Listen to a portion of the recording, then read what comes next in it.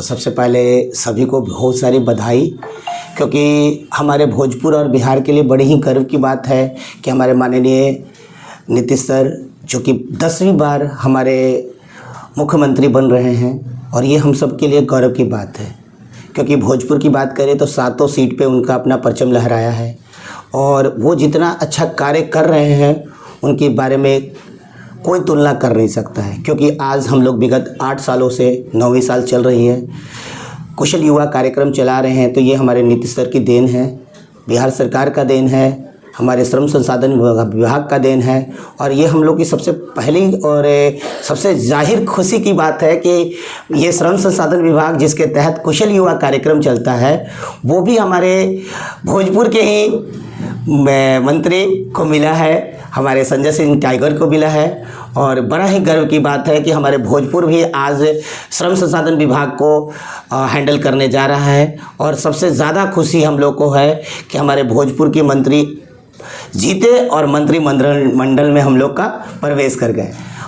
जिस तरह से संजय सिंह टाइगर को मंत्री प्रभार मिला है, क्या लगता है आरा में उतना विकास हो पाएगा? सर, बात करें विकास की तो अभी हमारे माननीय कहें तो प्रधानमंत्री जब हमारे भोजपुर में आए थे तो उन्होंने एक वादा करके गए थे, क्योंकि काफ़ी लोग कह रहे थे कि पलायन पलायन पलायन।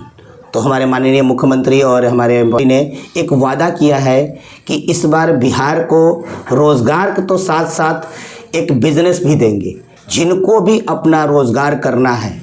वो अपना DPR बनाए और गवर्नमेंट को दे, उनका भी चयन किया जाएगा। और ये लगता ही नहीं, मुझे पूर्ण विश्वास है कि इस बार पूरा बिहार एक अलग अंदाज में दिखेगा। जहां IT के सेक्टर में हमारा बिहार सरकार श्रम संसाधन विभाग के मदद से सभी जगह कार्य हो रही थी और हो रहा है भी है। आने वाले दिनों में और भी अच्छा प्रोजेक्ट आएंगे जिसमें बच्चे रोज़गार लेंगे और रोज़गार करेंगे और अपने आप को रोज़गार से भी जोड़ेंगे।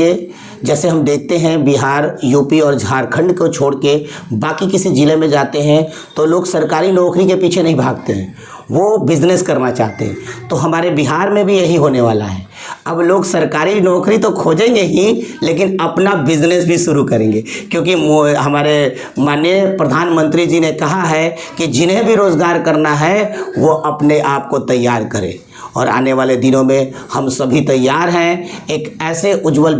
विकास की तरफ जो कहेगा लोग आगे कभी भी इलेक्शन में इस चीज़ों के बारे में कोई बात नहीं करेगा। जिस तरह से प्रचंड बहुमत मिली है बिहार विधानसभा चुनाव में NDA सरकार को, क्या लगता है सर कि ये अपने जनता के विश्वास में खरे उतर पाएंगे कि इससे भी ज़्यादा अगले साल इनका बढ़िया बहुमत हो? सर, बिल्कुल ही देख सकते हैं आप, जहां प्रधानमंत्री ने PM विश्वकर्मा लाया थे और उससे लोगों को उनके ही क्षेत्र में जॉब दिया था, उनका ट्रेनिंग देके उनको एक प्रशिक्षण देकर और उन्हें अपने टूल्स के लिए भी पैसा दिया था। उसके बाद हमारे माननीय मुख्यमंत्री जी ने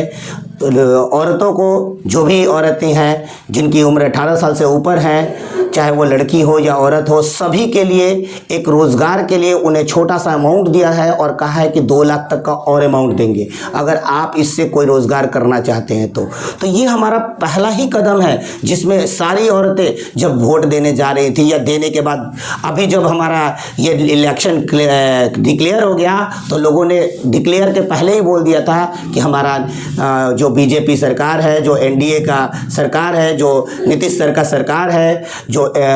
हमारे JDU का सरकार है, ये सब बहुमत के साथ यहाँ पे आएगी। ये हमारा नहीं का नाम है, ये हमारे जितनी भी जनता है उन सबों का कहा नाम था। NDA सरकार सर पलायन को क्या इस बार रोकने में सहती रहेगी? बिल्कुल सर, अभी हम लोगों को जितने बच्चे, जैसे क्या होता था, हम लोग कुशल युवा कार्यक्रम चलाते हैं और हमारे पास बहुत सारे ऐसे बच्चे होते थे जो कि 12th करके, ग्रेजुएशन करके हमारे पास कंप्यूटर पढ़ते थे और पढ़ने के ड्यूरेशन पे ही क्या होते थे, सर हमको रोज़गार करने जाना है, हम अहमदाबाद जा रहे हैं, हम गुजरात जा रहे हैं, हम सूरत जा रहे हैं, हम दिल्ली जा रहे हैं, हम पुणे जा रहे हैं, हम बेंगलोर जा रहे हैं, इस तरीके का बात आता था। लेकिन विगत 1 साल और 2 साल से जो इसमें जो जाने की प्रतिक्रिया है वो थोड़ी सी कम है और उम्मीद है कि आने वाले दिनों में ये भी धीरे धीरे कम होते हुए ख़त्म भी हो जाएगा। सर, सरकार की कुछ ऐसी जो है क्या स्कीम है सर, जो स्कीम है वो जो ज़्यादा लोगों को पता नहीं है सर, लेकिन देखिए, इसके बारे में आपका लोगों के प्रति क्या अपील होगा सर? बिल्कुल सर, हम बताना चाहेंगे कि सरकार जितनी स्कीम लाती है उससे कई ज़्यादा हम लोग के बीच में ऐसे व्यक्ति हैं जो कि इनके प्रचार करते हैं, लेकिन कहीं ना कहीं हमारे अभाव जो हम लोग वहाँ तक नहीं पहुँच पाते हैं, जिसके चलते ये सारे स्कीम हम लोग को पता नहीं चलता। जैसे कि जो बच्चियाँ यहाँ से प्रशिक्षण लेती हैं उन्हें